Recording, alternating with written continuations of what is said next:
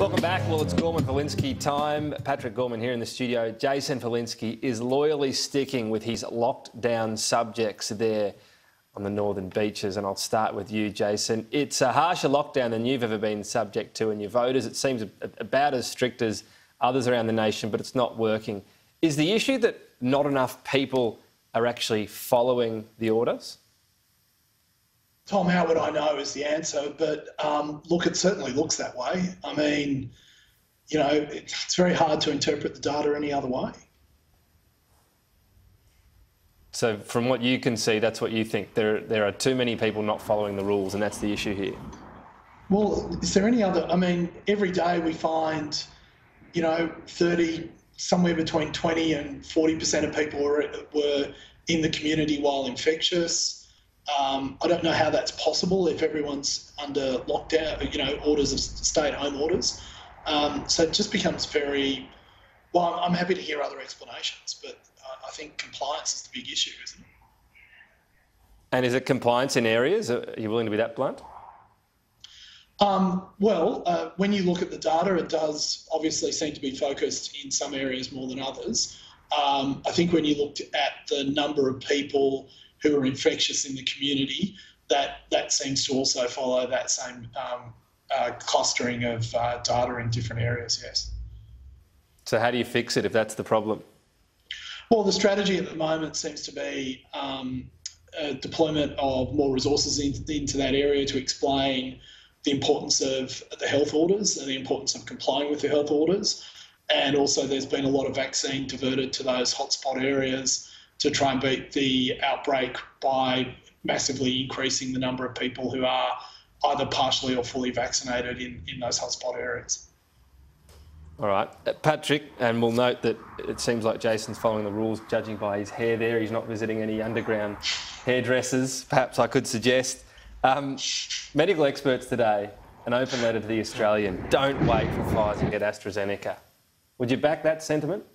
Well, I've always said we should listen to medical experts. I do note that letter, they specifically said if you're in an outbreak zone. So I just think it's important to cover the full totality of what that advice was. So it's not the advice they're giving for my constituents in Perth who are currently not in an outbreak zone. So the advice at the moment, if you're... You know, their advice would be at least go to your GP, still be open to AstraZeneca if you want. You never know when outbreak's going to come, and you can't vaccinate in hindsight. No, of course not.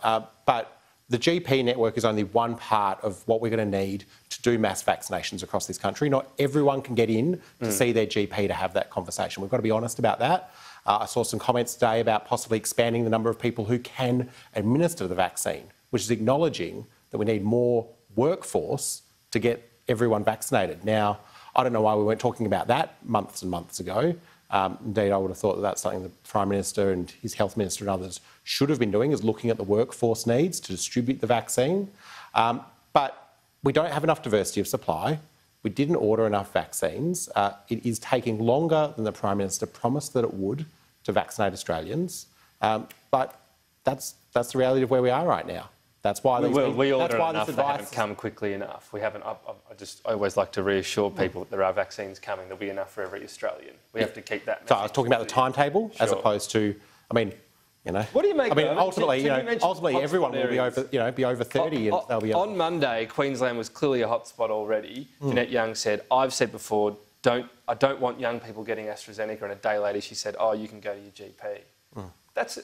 Isn't that just a really dangerous mixed message to give at this point about AstraZeneca in a hotspot area? I think everyone in public life needs to be careful about what we say and think about what we say now and how it will be seen in the future. I remember that late night press conference and when the Prime Minister came out and said, the way that he announced the AstraZeneca change was quite dramatic. I mean, Jason himself a month ago was putting out press releases saying that we need to release everyone from lockdown, stop the lockdowns. We still They're not working. We still do, mate. No. I never said that. Mate. I never said that. All I said is, and I continue to say... End the Greater Sydney lockdown. End the Greater Sydney lockdown. No. I never said that. This is Parliament. I will let you table that so I can see it, Patrick Gorman. Better target lockdown revisions, he says. Yeah, we should be driven by what is reasonable and data. And can I just help Patrick? What he's saying is, yes, what Jeanette Young did 2 days ago was unhelpful and in some ways dangerous. And the campaign that we have seen from the Labor Party candidate for Higgins to lobby Atagi, undermine AstraZeneca, which is a safe vaccine, has actually done a lot of damage to the vaccine rollout. Also, he fails to mention that we had 3 million doses that we paid for and ordered from the Italians that they cancelled as they were waiting on the dock to be shipped. We have done, we're in a global pandemic. Australia is a part and a small part of that. And the government, and I think the Australian people have worked very well. And in the end, if everything goes to plan, we'll only be 6 weeks behind what we originally were, even with all of Atagi's changed advice, even with the Italians. Well, except it does matter when you get to different milestones, because if we were, if you ramp it up really quickly at the end, it still matters where you were in August as to how much people might be locked down. But Tom, we're ramping up now. We're ramping up now.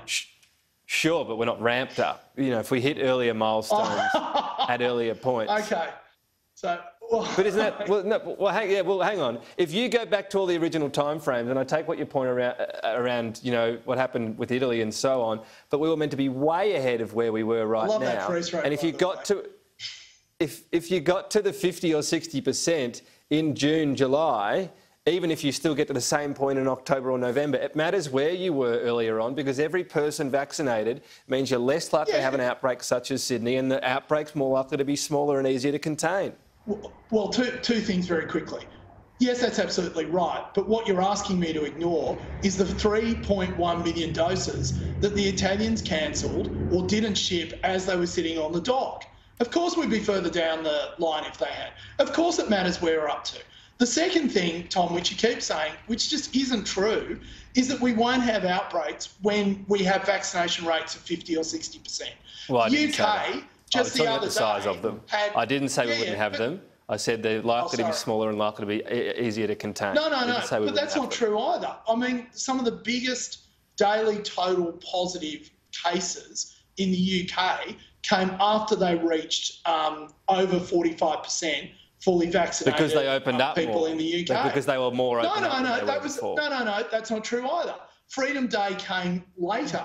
The peak number of positive cases was 52,846, I think, and that happened 9 days before Freedom Day. Yeah, but again, then you're comparing the UK peak at Delta versus the UK peak at Alpha or other variants. Anyway, look, I don't think the point of the more people that are vaccinated, the easier things are to suppress would be argued. I take what you're saying around it doesn't mean that there are no lockdowns. I agree with that too. So, Patrick, when we're talking about Labor's headline-grabbing plan, $300 for a jab, have we figured out what that's based on yet? It was a leader's call, wasn't it? It's a good idea. I mean, what we've just been talking about for the last 5 minutes is the fact that we don't have enough people going to get vaccinated. If we want that to happen, if we want to catch up on our missed targets, we need to throw everything we've got at this. We know that the costs of these lockdowns, there were some estimates that this Greater Sydney lockdown is costing between $7 and $10 billion. We should do what we need to do. And people, I've seen it, people have contacted my office saying they would like an incentive payment. It would make them change their actions, and it would help us in those areas where people aren't currently worried really about out of the time. virus. I'm getting a lot of trouble already. You've got 30 seconds, Jason Falinski. This apparently was an insulting idea, but the baby bonus was great, and no jab, no play was good as well. Well, I never liked the baby bonus either, Tom. In fact, I think that's more insulting than this idea. But the fact of the matter remains that, the Labor Party is right to say that we should look at ways. I think Jason was about to say it's a great idea and he's just been cut off. All right, having an issue with your line, Jason Falinski, so we're going to end it there. It is my parliament, as we've established today, and that's my rule, Jason. All the best, Patrick. Thank you. Thank you, Tom. Tom, it's always your parliament. It is, for a couple of hours a day.